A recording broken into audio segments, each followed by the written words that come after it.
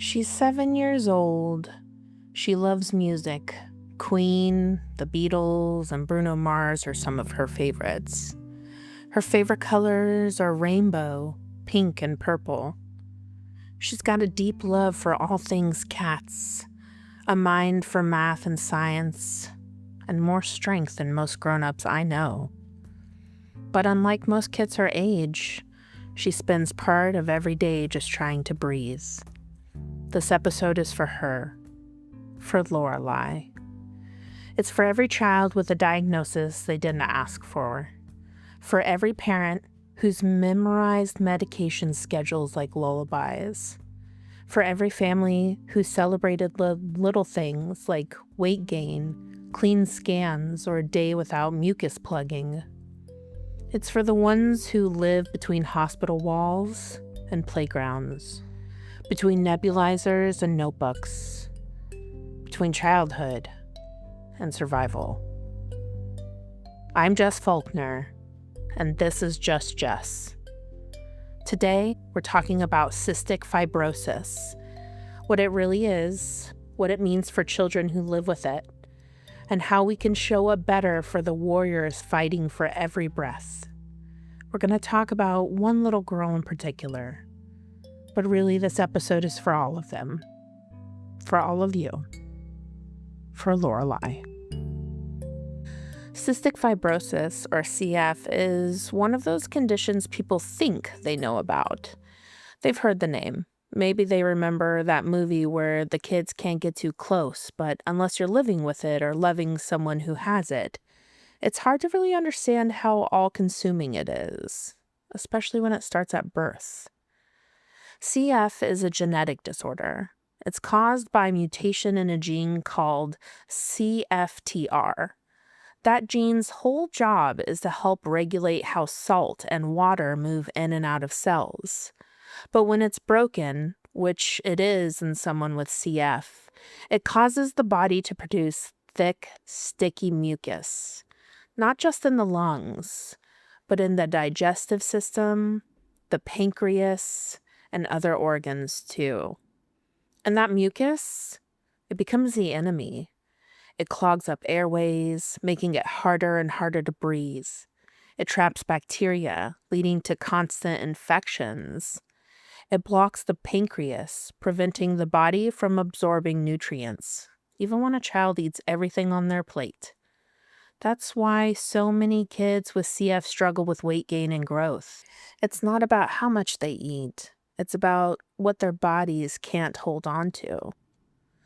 Most people with CF are diagnosed very early. In fact, about 75% are diagnosed before their second birthday, often within the first few weeks of life, thanks to newborn screening. For many families, the diagnosis feels like a bomb going off. One day they have a newborn. The next, they're being handed enzyme pills and told how to clear their baby's airways so they don't suffocate on their own mucus. And no, CF isn't contagious. You can't catch it. It's inherited. Most of the time, those parents have no idea they even carry it. They don't have symptoms. They're never been sick. It's just something hidden in their DNA, waiting.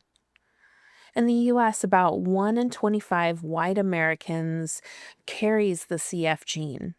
That number is about 1 in 46 for Hispanic Americans, 1 in 65 for Black Americans, and 1 in 90 for Asian Americans.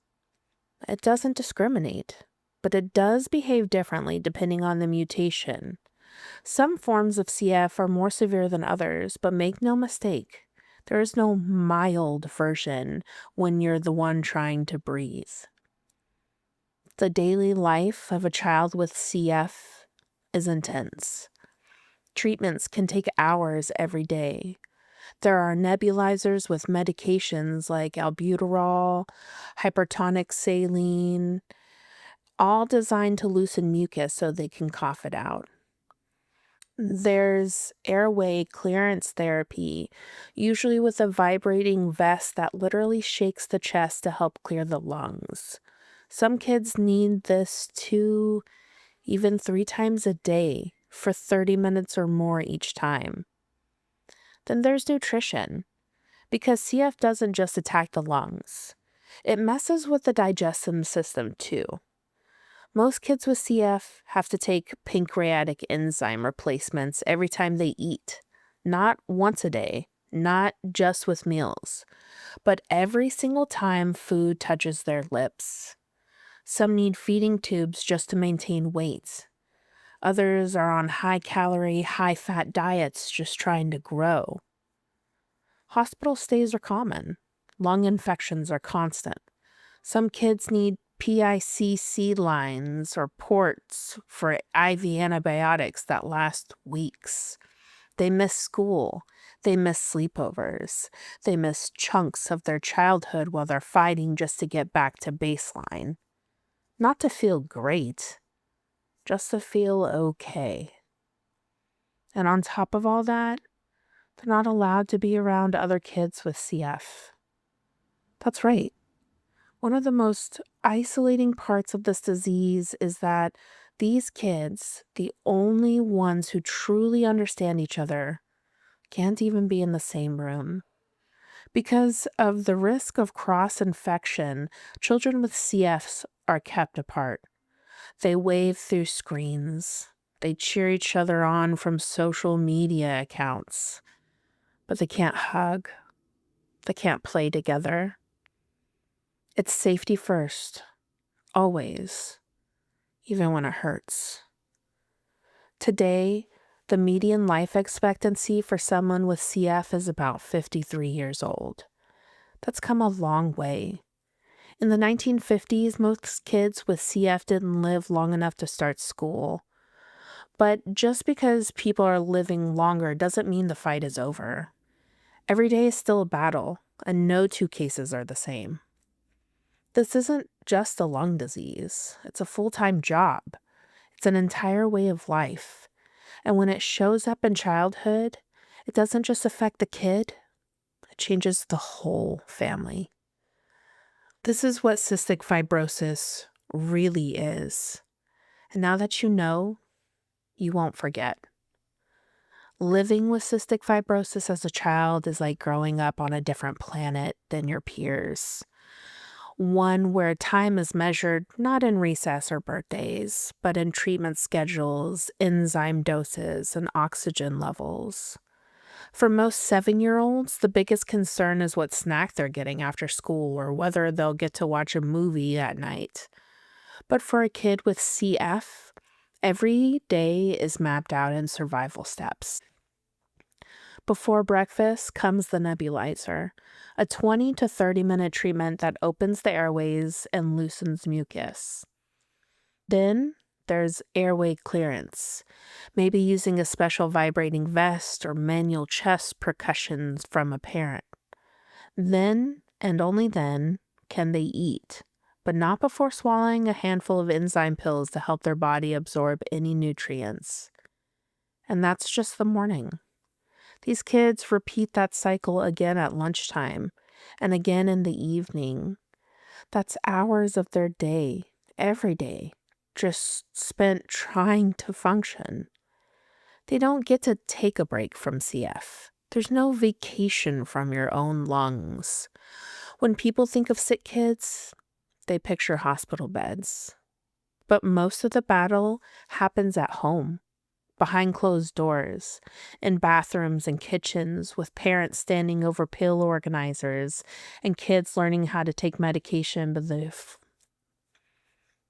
But most of the battle happens at home, behind closed doors, in bathrooms and kitchens, with parents standing over pill organizers and kids learning how to take medication before they even know how to spell it. And sometimes it's not enough.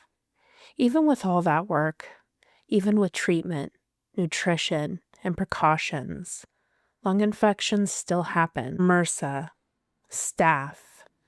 These bacteria live in the lungs of kids with CF like unwelcome squatters, setting up camp and making themselves hard to evict.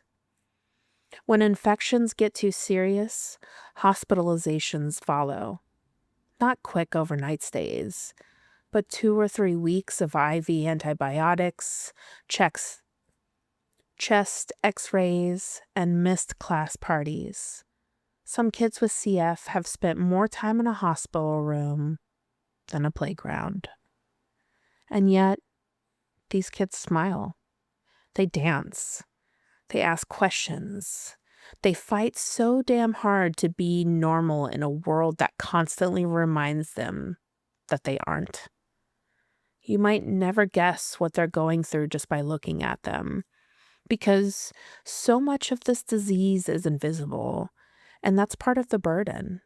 CF is often labeled as an invisible illness, which means it can be hard for teachers, friends, and strangers to understand just how much work goes into every good day. But behind that small body is a storm of effort. A child who knows how to use a nebulizer better than an adult. A child who's learned to smile through pain, to down handfuls of pills with a juice box, to celebrate a pound gained like it's a gold medal. They also carry more emotionally than most kids their age ever should. Kids with CF often struggle with anxiety and depression, not because they're broken, but because their world is so different. They learn early that their bodies are fragile, that their routines aren't optional, and that missing a dose or skipping a treatment has consequences. They grow up with rules and risks, with hospital bags pre-packed, with whispers between parents about insurance and medication access. But the worst part, they can't even be around other kids like them. Because of the risk of cross-infection, kids with CF are told to stay at least 6 feet away from each other, often more. They're told from a very young age that the only other people who truly understand what they're going through are also the ones who pose the greatest danger to them. So instead of support groups or shared clinical time, they connect online. They become pen pals. They watch each other's milestones and memorials from a distance. So yes, CF kids are strong, but they shouldn't have to be this strong, this young.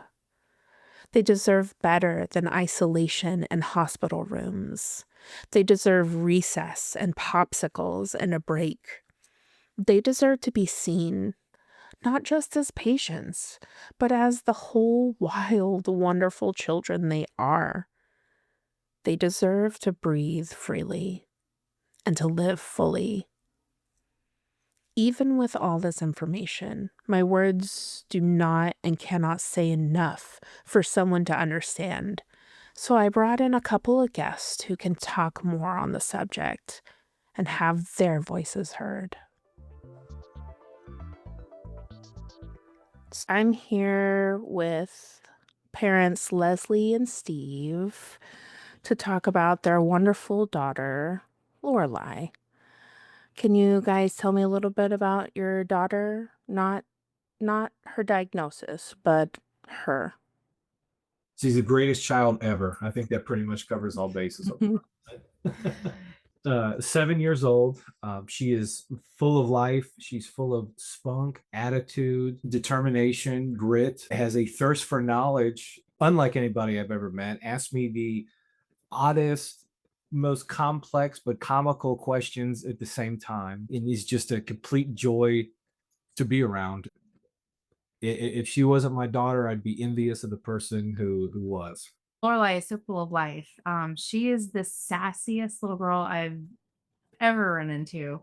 And it's so amazing to get the privilege to grow and cultivate that independence and that sass because she's gonna need it in the real world. And when she's older. And I just she's definitely got a lot of grit and I love it about her, but she's still so very loving and caring Yeah. and so compassionate and considerate on the other side too. So she's very, very well rounded. Man, loves music, is phenomenal at piano for her age. Like I said, loves music of all kinds of genres. She probably gets that from me. Like Leslie said, she's got a wonderful heart. She'll see somebody who's disadvantaged or asking for food or something like that, and you can really see her heart goes out to them, and is really anxious and wanting to do things to help other people. She's even at her age, she's very selfless. That's really sweet. She sounds amazing. We think so. Mhm.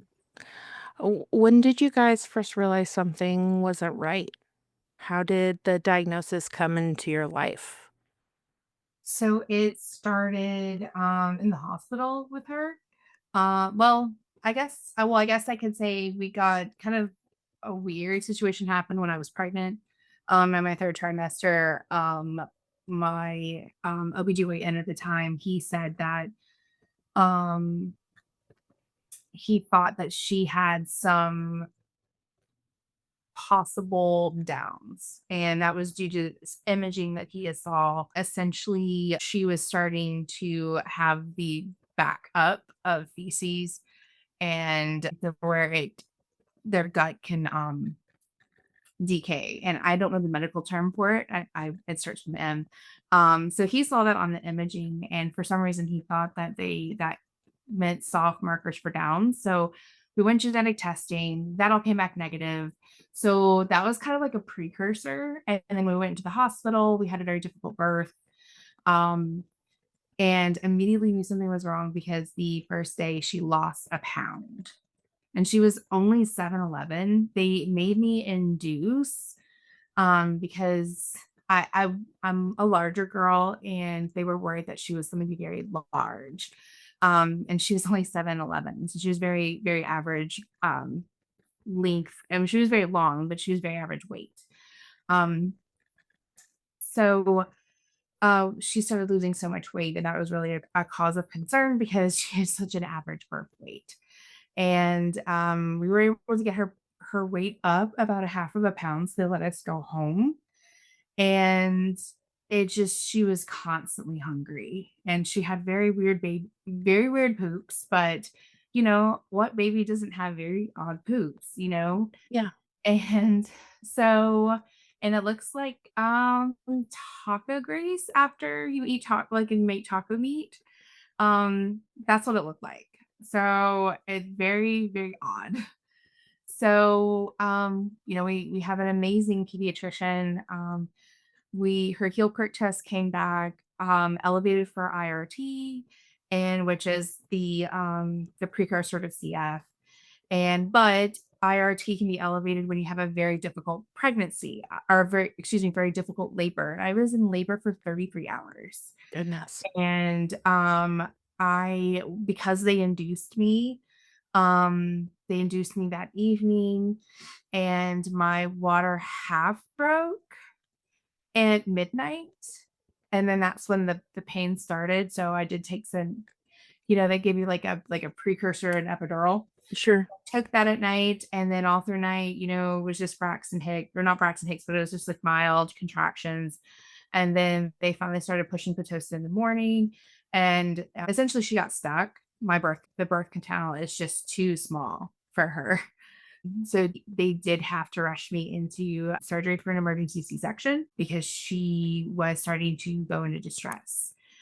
So that was terrifying. So we did have elevated, you know, obviously elevated RT because of the traumatic, you know, pregnancy or the traumatic labor.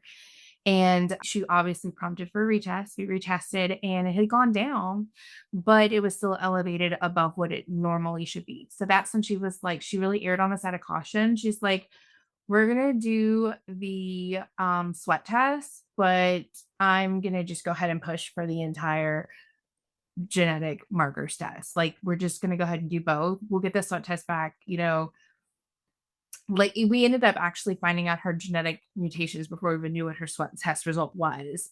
So it came back really fast actually. And so she ordered those, and I remember I was like, it's like December 27th. It was right after Christmas because we had her December 9th. And I was terrified. And We didn't really know what to expect. So, we went in, we did the sweat test. They took the blood work, and January 9th, um, 2018, she was 29 days old. We were pulled into the pulmonologist's office, and that's when we were told that, she was diagnosed with cystic fibrosis. So at that time, they gave us 47 years.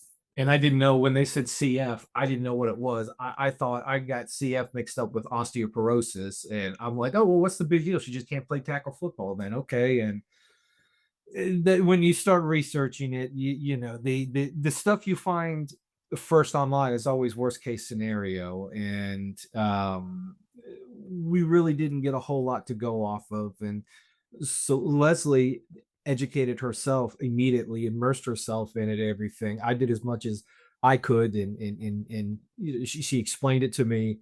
But she's really been the one who can name her mutation right off the bat, and is just amazing at navigating that world.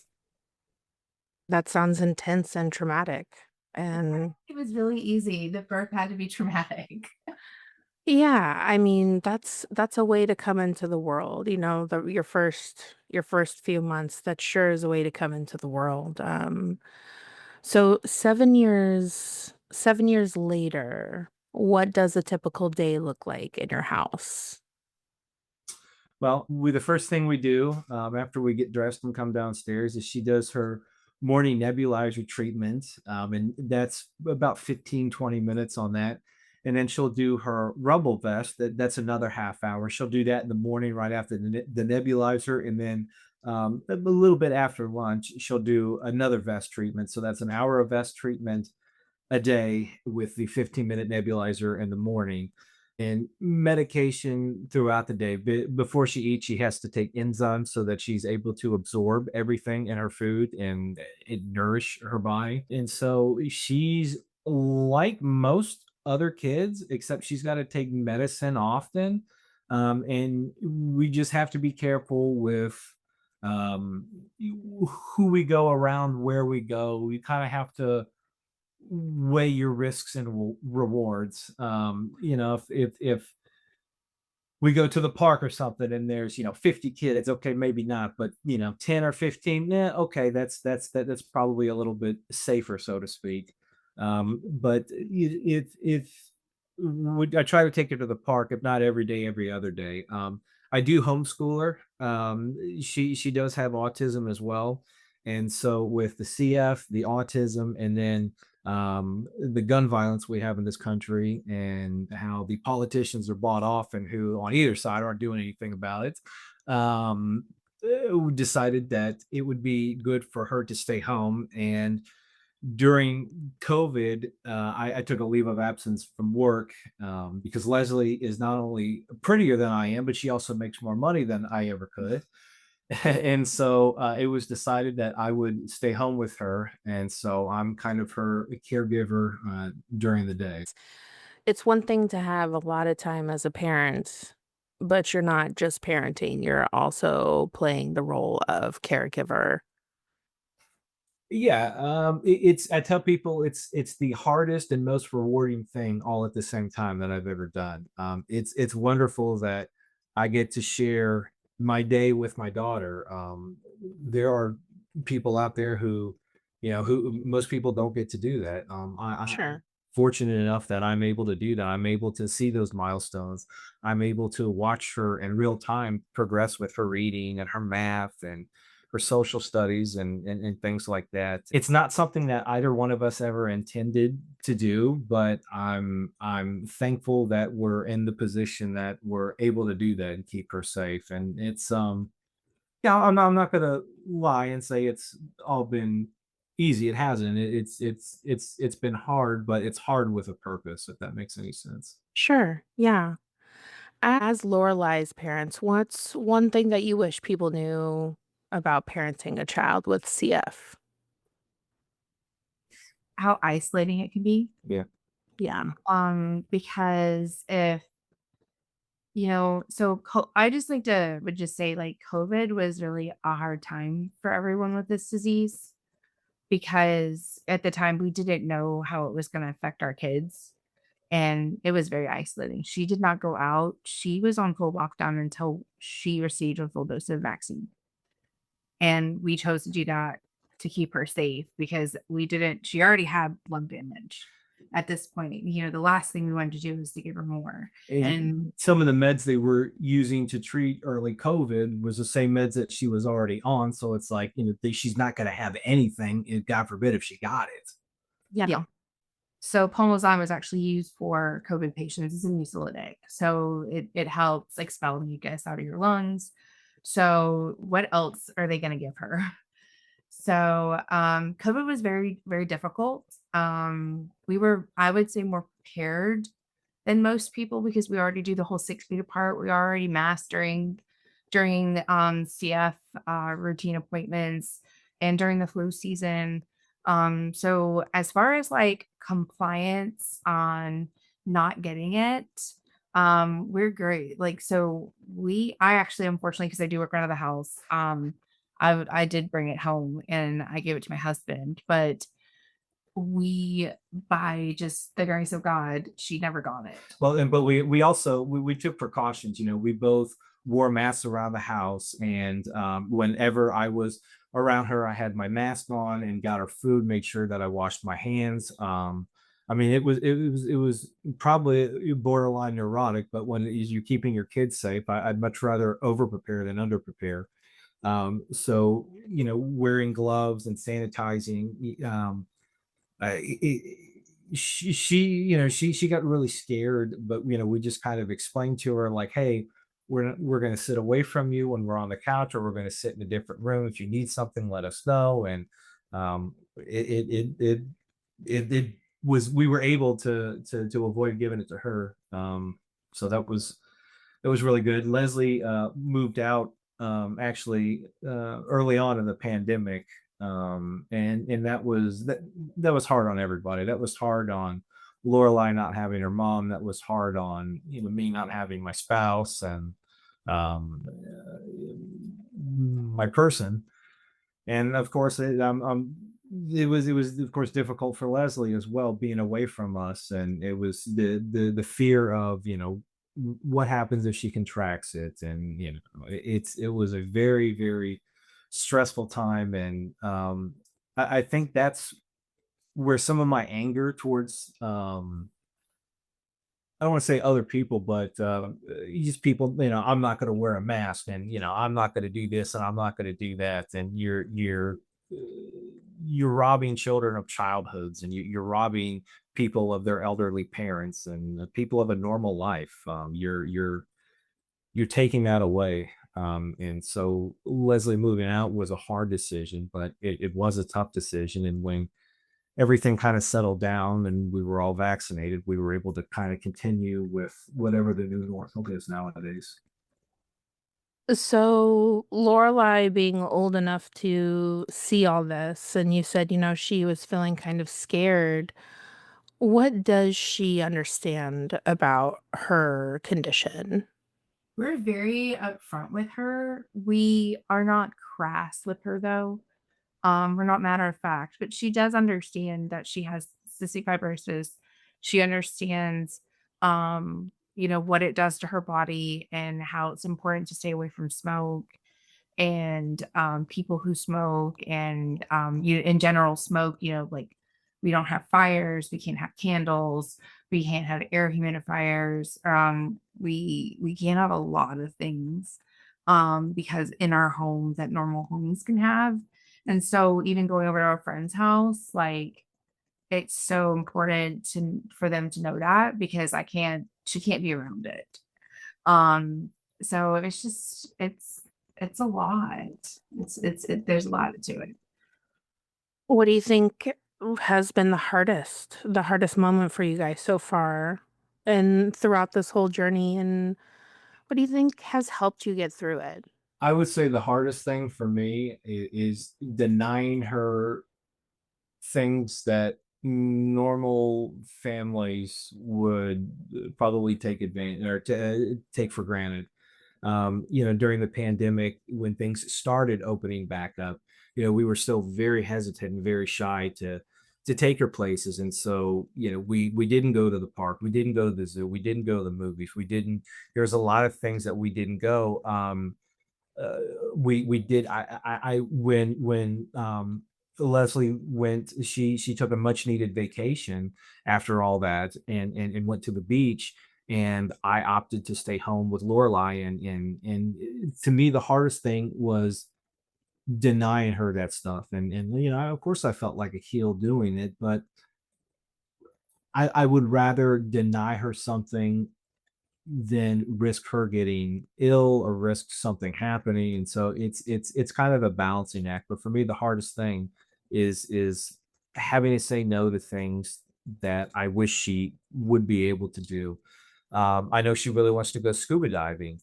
Um, uh, that's something that she can't do. She wants to be an astronaut. I don't know if that's something that she can do. But now she wants to be a pediatrician and a concert pianist, and so I'm like, okay, yeah, we can do those. But just yeah, just the reality of her diagnoses and the things that she's not able to do is definitely the hardest. For me, I think it was the moment when she had the existential crisis where she was like, "Why did God make me like this?" And that was really hard. Yeah, how do That you was how do you very hard. explain that to anybody, much less a Yeah. child? Like how yeah. So that's been the hardest moment for me. Gosh, I myself have a 7-year-old, so I just hear this through my daughter, and I just can't imagine the strength that you guys have as parents. I mean, it sounds like everything is up in the air for you guys at all times, and that this has really changed things for you. How would you say it has changed things for you guys as far as like your family dynamic or your routines or even just your perspective? Well, for me personally, it obviously changes your entire world, and it certainly did mine. It's made me a lot more compassionate person to other people. It's changed the way I voted. I was very much, when I was younger, on the right. I'm very much on the far left now, and that's kind of changed my perspective on life, on people, on people who are not quote unquote normal, whatever that means. People who are sick, people who are disadvantaged. It's changed me for the better to be more of a human, to be more loving. Um, and I think that has a lot to do with just sitting back and just realizing that not everything is cookie cutter, not everything's going to be the same, not everything's going to be planned out, and with her disease, I spent a lot of time upset and angry and sad and depressed. And every time that she would learn how to do something, learn how to ride a bike or shoot a basketball or throw a frisbee, I always had that feeling in the back of my head, like, remember this because you're only going to have X, Y, and Z number of years with her. And I had to stop myself from thinking that because it robbed me of that everyday joy. It robbed me of that happiness that, hey, you did it. You rode your bike. You did so amazing. CF has already taken so much. I'm not going to let it take that. And so it's changed me 100% of who I was, 8 years ago. I would completely, I would say I'm a completely different person. Than I mean, I still like the Grateful Dead, but other than that, I'm pretty much just a different person. I think it has to change you. It has to change you. Yeah. Yeah, we both had a very big transformation that year that she was born. So, politically, Emotionally. spiritually, Mhm. emotionally, it rocked us to our core. It changed us as who we were as an entire person.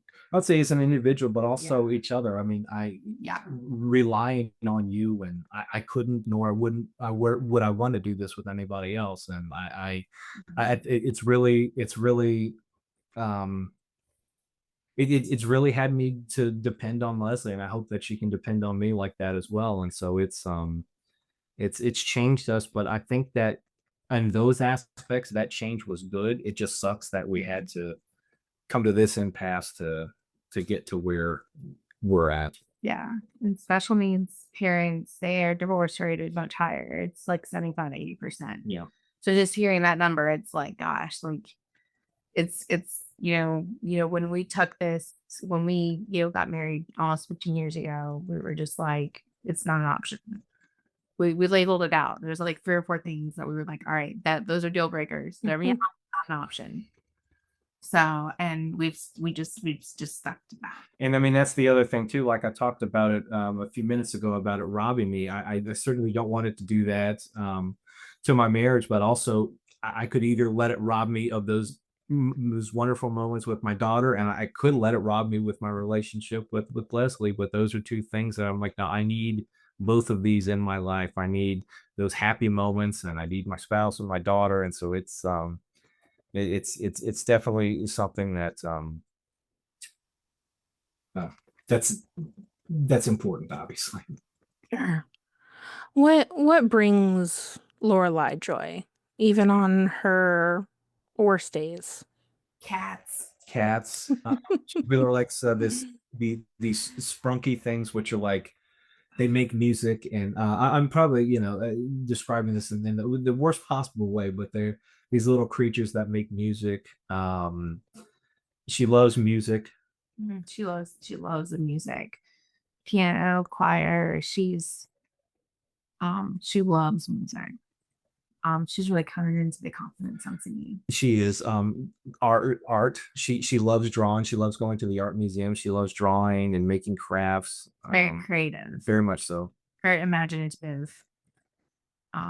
So Even though she's autistic, she's extremely social and she's extremely imaginative and just really good at all of that play stuff.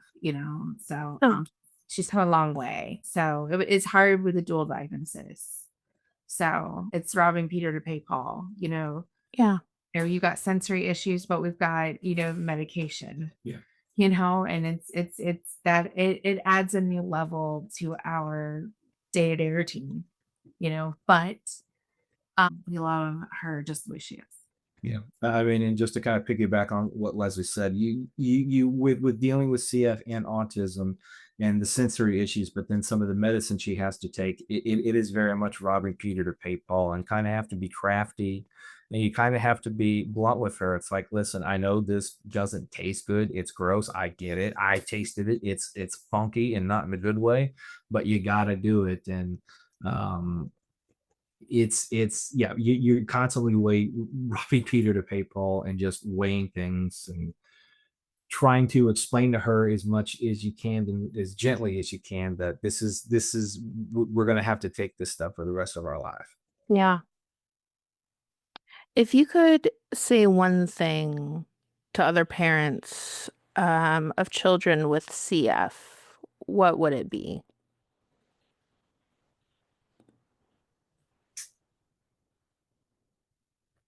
There's going to be a cure one day, and some child is going to be the first one to be cured of it. And why shouldn't it be yours? Oh, Hold on to hope. That's all that we have in this world is love and hope, and you're going to need a lot of both of them. what do you hope people take away from hearing Lorelei's story, from hearing your guys' story?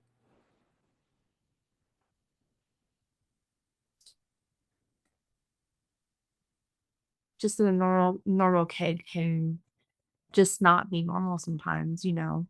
There's a lot behind that, and there's a lot of stress and anxiety from us, trying to get her there. And um Just be kind, just be loving, just reach out to people. If you know people who are, struggling with things, reach out to them. Just be kinder, be compassionate, just be a better person.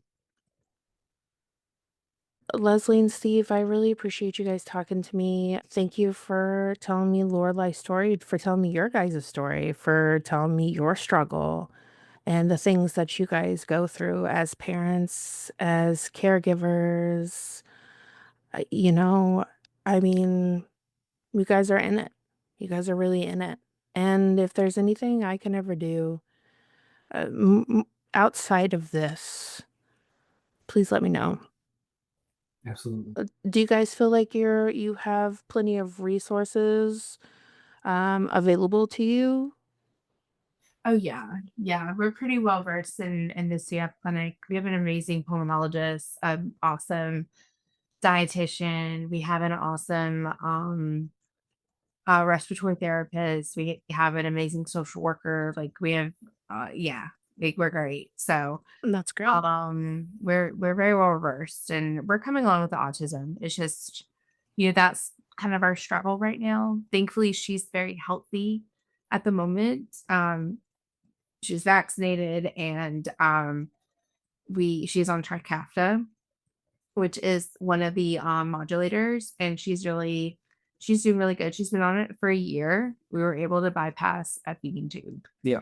So in a year, she's gained like over 20-25 pounds. Oh, wow. We went from like 40 pounds all the way up to like 60, and in a year. And she's healthy. And that's with her being active with swimming, Yes. playing on a trampoline, and Yeah.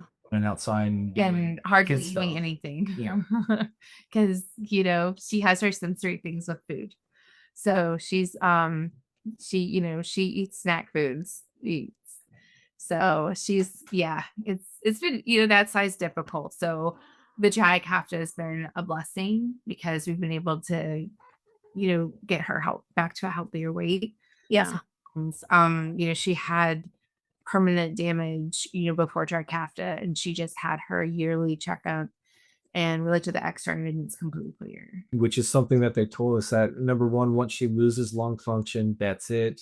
Once she has scarring on the lungs, that's it. You can't reverse that. Well, as Leslie just said, the latest X-ray proved that that it can, and they are seeing that with Trikafta. And Trikafta is relatively new as far as the medicine goes, and so there's not a whole lot of history behind it. But so far, it's been the proverbial silver bullet. So we'll keep at it.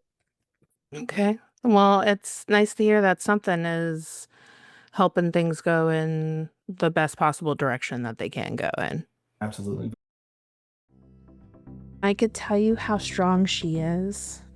I could tell you about her curious mind, her favorite meal, or the way her dad says she lights up a room. But I'd rather let her speak for herself. All right. Can you tell everybody your name? Hi guys, my name is Lorelei. And Lorelei, what's your favorite color? Purple and pink. What's your favorite thing in the world to eat? Probably space balls and yogurt. Do you have a favorite animal or pet? Cats. What makes you really happy? Hanging out with you and my mom. What's something you're really good at? Piano. What do you want to be when you get all grown up? I want to be a pediatric nurse. What's, like my Oma. What's something silly or fun you love to do? Doing What does that mean? something that my son does. Oh, okay. What's your favorite TV show? Doc Stuffing. What's your favorite movie? Like, think about like Disney movie, like not a show, but a movie.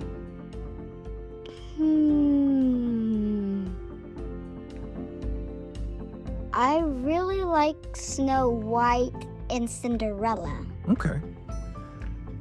And what's your favorite toy? My favorite toy? Definitely one of my Sprunky plushies. And what do you want people to know about you, Lorelei? That I'm beautiful. Absolutely. Bye. Now that you've heard Lorelei's story, you might be wondering, what can I do? How can I support children like her and the families navigating the challenges of cystic fibrosis? Well, here's how you can make a difference. Educate yourself. Understanding CF is the first step towards meaningful advocacy. The Cystic Fibrosis Foundation, CFF, offers a wealth of information about the disease, treatments, and ongoing research efforts. You can support local initiatives. In South Carolina, the CFF's South Carolina chapter is actively working to improve the lives of those affected by CF. They organize events like the Great Strides Walks in Columbia, Greenville, and Charleston, which raise funds for research and patient support. You can spend time volunteering your time. Volunteers are the backbone of many CF-related events and initiatives. Whether it's helping out at a fundraiser or providing administrative support, your time can have a significant impact. You can donate to support research and care. Financial contributions fuel the search for a cure and support services for patients and families. Donations can be made directly to the CFF's South Carolina chapter. Advocate for policy changes. Advocacy at the state and national levels is crucial for securing funding and policies that support CF research and patient care. The CFF provides tools and resources to help you become an effective advocate. Connect with support groups. Organizations like the Garrett Thomas Foundation offer assistance to CF families in South Carolina, providing resources like transportation aid, medical support, and family activities. You can participate in awareness campaigns. Engage in CF awareness months and campaign to help spread the word. Sharing stories, facts, and resources on social media can amplify the message and reach a broader audience. Support local CF care centers.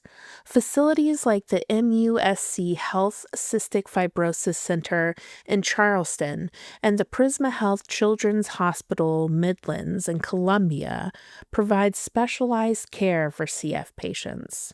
Supporting these centers through donations or volunteer work can directly benefit the local CF community. By taking these steps, you're not just showing support. You're becoming part of a community dedicated to making a tangible difference in the lives of those affected by cystic fibrosis. Every action, no matter how small, contributes to the larger goal of finding a cure and improving quality of life for CF patients. You just heard the voice of a 7-year-old who spends more time thinking about enzymes and airway clearance than recess or snack time. And still, she laughs, she sings, she dreams about being a fairy. That's the part that sticks with me. That even under the weight of a disease that demands so much, these kids and their families keep showing up, keep hoping, keep fighting. And now you know what CF is. You know what it costs physically, emotionally, financially. You know that these kids don't get a break and that their parents carry more than most of us could ever imagine. So the question now is, what will you do with what you know?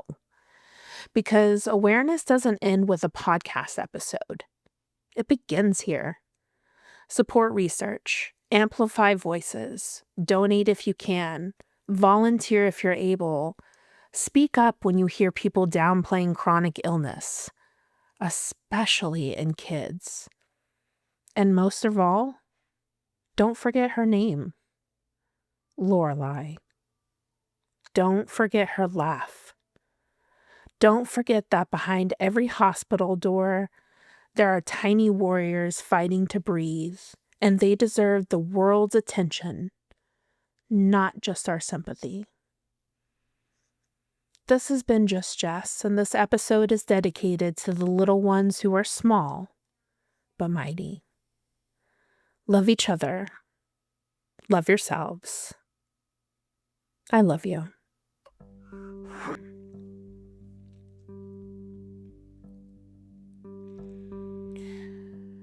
Research and resources for this podcast come from the National CF Resources, the Cystic Fibrosis Foundation, the CFF, www.cff.org,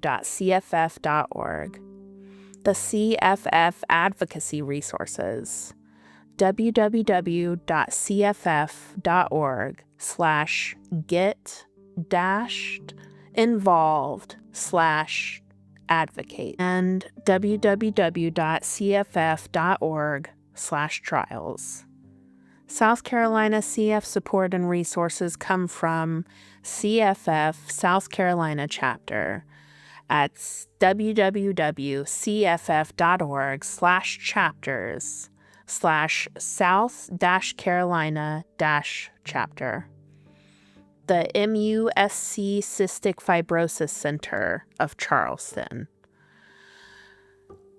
https://muschealth.org. Prisma Health CF Center, Midlands, Columbia. PrismaHealthChildren's.org. The Garrett Thomas Foundation. TheGarrettThomasFoundation.org. For further learning and involvement, check out Great Stride Walks, fundraisers near you, at fightcf.cff.org. Become a CF advocate at www.cff.org/get-involved/advocate. Donate to South Carolina CF programs. give.cff.org/South Carolina.